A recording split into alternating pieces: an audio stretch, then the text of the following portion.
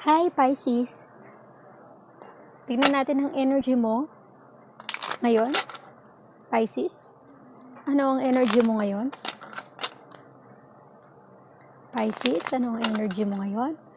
Just remember, this may or may not resonate with you, so don't take it personally. This will serve as a guide only. Tingnan natin, Pisces, kung anong energy mo ngayon. Pisces, tignan natin ang energy mo ngayon. Pisces.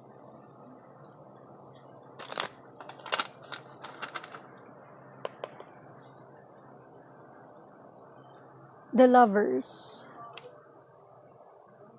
The Hermit in reverse.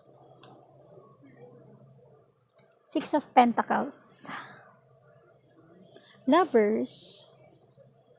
Big deal.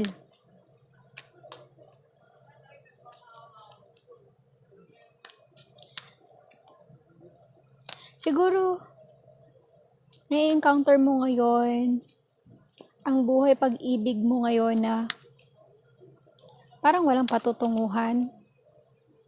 Parang hindi mo alam kung saan ka patungo.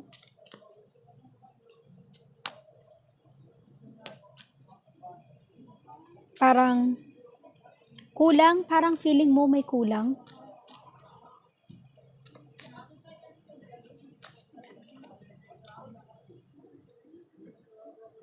Knight of Cups in reverse.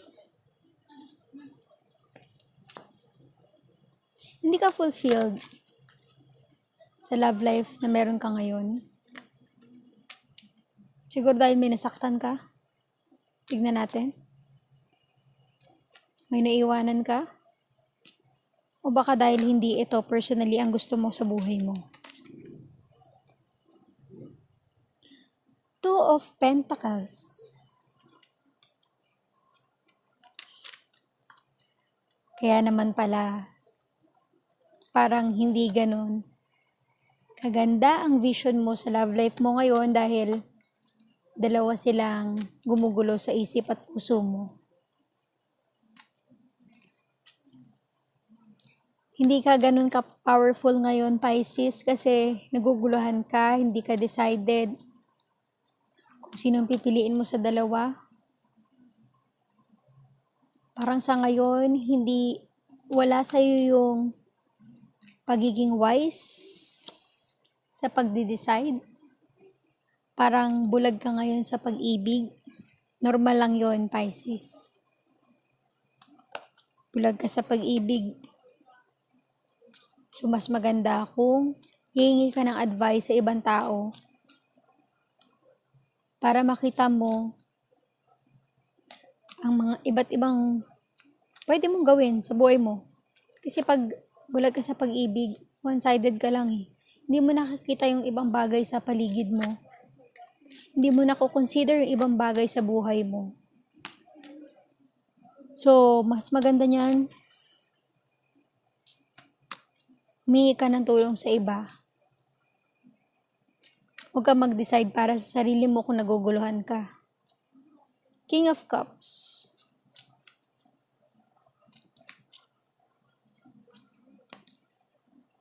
Mahal mo pareho to.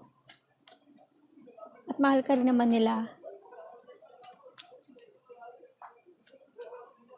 Pero kapag sobra kasi at hindi tama, lalo na nagja-juggle ka sa dalawa, meron at meron kang masasaktan at maiiwan. Ace of Wands.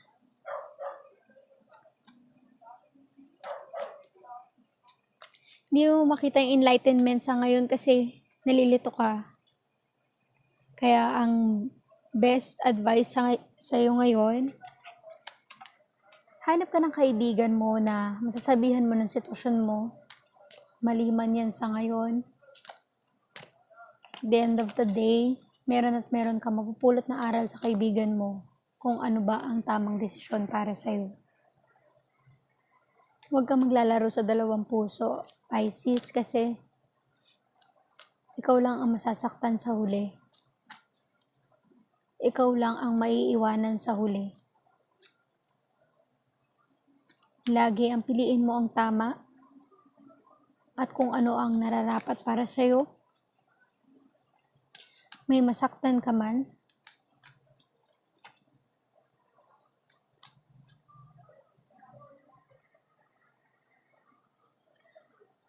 Four of Pentacles in reverse. Ayaw mong pumili sa ngayon sa kanilang dalawa. Bakit? Kasi pareho mo silang mahal? Kasi parehong nagbe-benefit ka sa kanila? Marahil yung isa, emotionally na-provide niya, yung isa financially nakakapag-provide para sa'yo. Pero hindi ganun ang buhay, Pisces. Kailangan mong mag-decide sa kung ano yung tama, kung ano yung nararapat. Hindi sa kung ano yung gusto mo. I-consider mo rin yung puso't isipan ng ibang tao. Seven of Swords. Consider mo yung puso't isipan ng ibang tao para wala kang, kahit meron kang maiwan, masaktan sa huli. Ganyan talaga ang buhay. May ups and downs.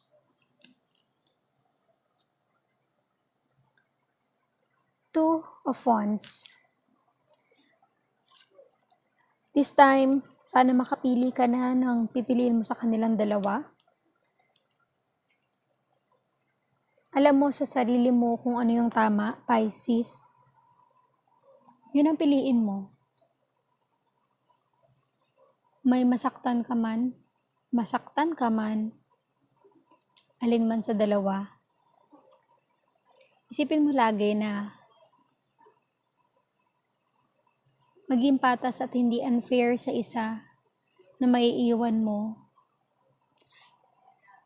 Kasi lagi namang normal yun eh. Yung may pipiliin ka sa dalawa, meron at merong masasaktan. At alam ko kahit ikaw, makakaranas ka rin ng sakit. Pero lagi mong isipin na pag tama ang pinili mo, tama ang napagdesisyonan mo, walang maling desisyon. Only lessons. Thank you, Pisces. Salamat sa pakikinig. Sana may napulot ka nga sa energy mo ngayon. Salamat.